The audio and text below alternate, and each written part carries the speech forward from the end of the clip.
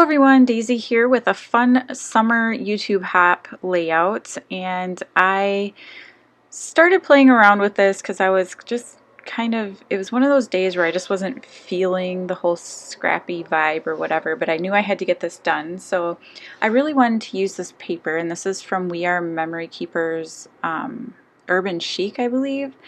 And so I decided to kind of cut a couple strips off of it and use it as a little border here. That kind of middle paper there is from, I do not remember where that's from. Oh, it's from Fancy Pants. That's right. And then I just backed it with that cut file with some cardstock. It says ready for the best summer ever 2019.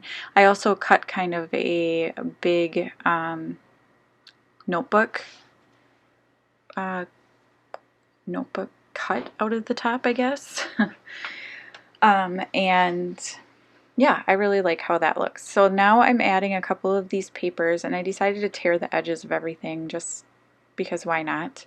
And those are also from Fancy Pants from the same collection, which I cannot think of what the name of it is right now. If you are wondering what it is, just leave a comment below and I can find out what it is called. So I have these two photos of me and my daughter. We had gone on a trip to Six Flags, which is an amusement park, and we were sitting and waiting for everybody else to get done with the ride.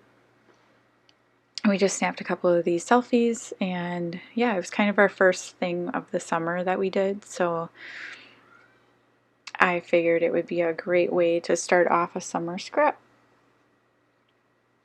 So I backed those photos with kind of that same paper and then decided to put them over there on the left hand side, obviously because the cut file is on the right hand side. And I did make that cut file myself using some fonts I have on my computer. They are, I believe they're fonts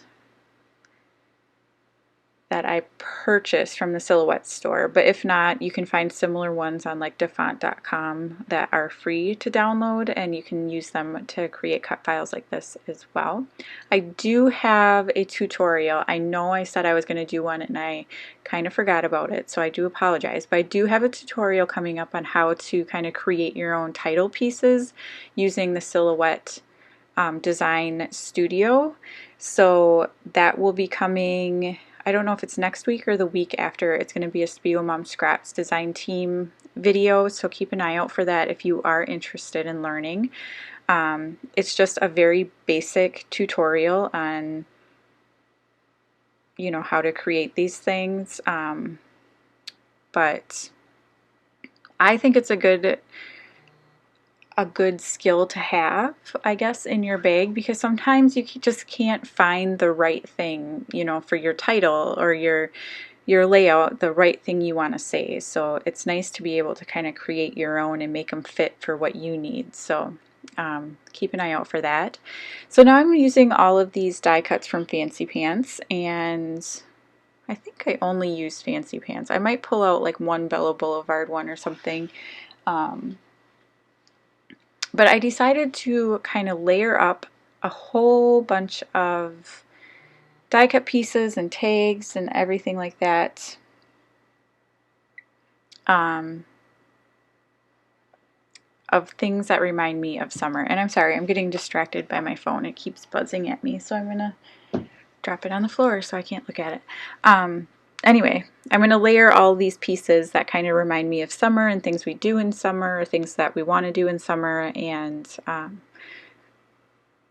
those are going to be all of my clusters. So these are, I think that I have four or five different collections from Fancy Pants, and I'm kind of pulling from all of them, so I can't tell you exactly which ones they're from, but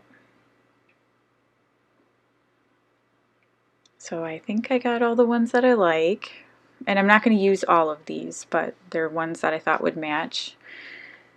I did want to definitely use some of those like little water splashes because I thought they were super cute, and we do a lot of stuff in the water during the summer, so I was thinking about adding this camera over there because the colors matched well, but that does end up moving. Just because it wasn't like a big enough piece to kind of hold together that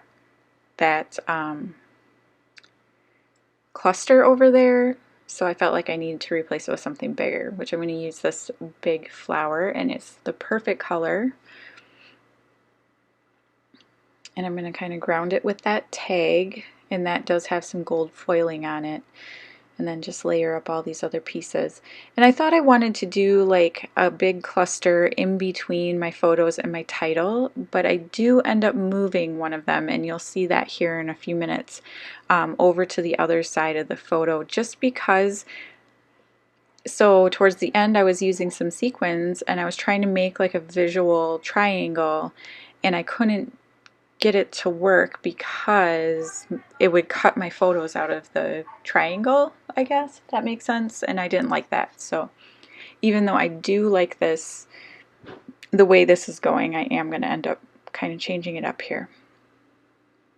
So I'm just adding a couple of these little hexagon tags, and I should have, the smart thing to do would have been to stop now and glue down all of my background pieces, because they shift all over the place and it drives me crazy.